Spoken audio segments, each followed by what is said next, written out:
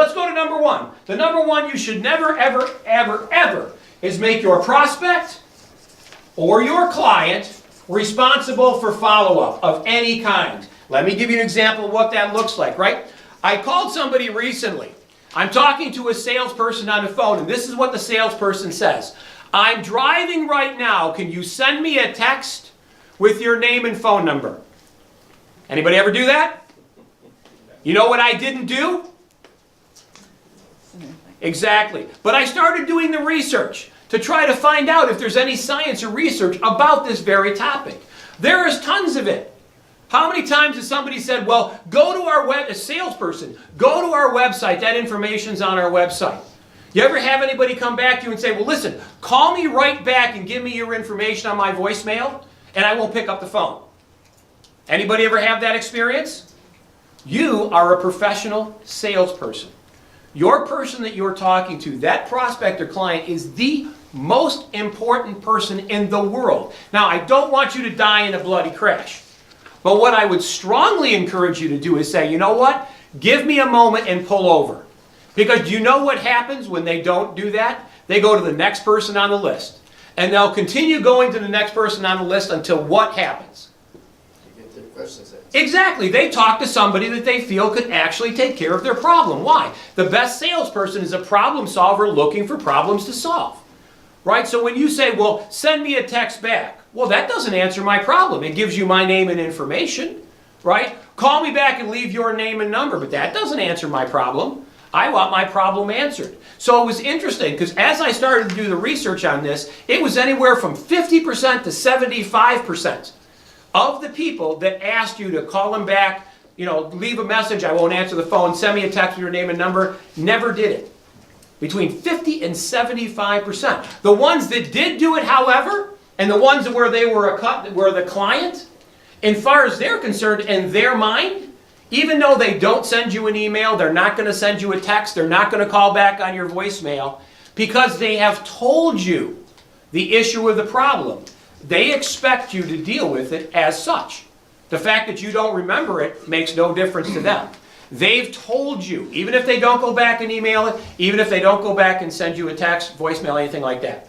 Who in this room, and I will tell you before this became apparent to me, I've actually done that. Asked people to do that. Customers that I was talking to say, listen, I'm doing this right now, I don't have a paper and pencil. And then I realized it, and it was absolutely just distressing to me that I was part of the problem. Has anybody ever done that in this room? Every hand better go up, right? Because I'm a good lie detector, right? Everyone has done a version of that. But when you put the onus of the response to your prospect, ever go to a networking thing, you give somebody your business card and say, hey, call me back, I think I can help you. And that person never calls you back, and then you wonder why you struggle. A professional business person, a professional salesperson, a professional in any capacity, this is the most important person in the world. They get your full attention immediately. Now, if you're driving, again, I encourage you to pull over. But I will tell you that they will continue to call. They will continue to look until they find somebody to think they can solve their problem. By them leaving you a message, returning your text, leaving you a voicemail, their problem is not solved. Now there's another person that knows about the problem, but they're going to continue to go on to it. Right? Now, how do you feel when somebody asks you that?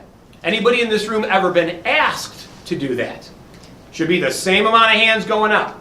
How do you feel when a salesperson asks you to do something where you now have to go out of your way to accommodate what in my world is perceived as horribly unprofessional?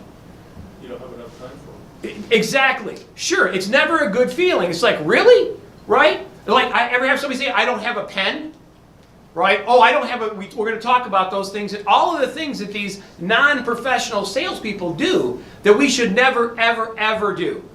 This person, this prospect, or your client gets 100% of your attention whenever they want it. Inconvenient though it may be. Every person that's kind enough to pick up the phone and call you and look to develop some type of sales relationship, I want you to cultivate and nurture that. Hold on, Bob, let me pull over. You know what? Give me one moment, let me get a pen. Let me get a piece of paper. The onus never goes on another person for your sales, right? For the follow-up. It's always you. You give that person your business card and a marketing or a networking thing, they never call you, right? How many desks do I go? I'll tell you the one I used to love. I used to own a chain of office furniture companies. And one of the things that my office furniture companies did is we bought used furniture. I cannot tell you how many times I fished out of desk drawers giant, stacks of business cards and rubber bands, right? Most people have a version of that sitting in their very desk. And every one of those business cards was a relationship that potentially started off on a great foot. But because it wasn't nurtured, it wasn't developed, it ultimately went nowhere. That's number one. You never put the onus for follow-up in the hands of anyone. You never, hey, call me back, I won't answer the phone, leave a message. Never, never, never, never.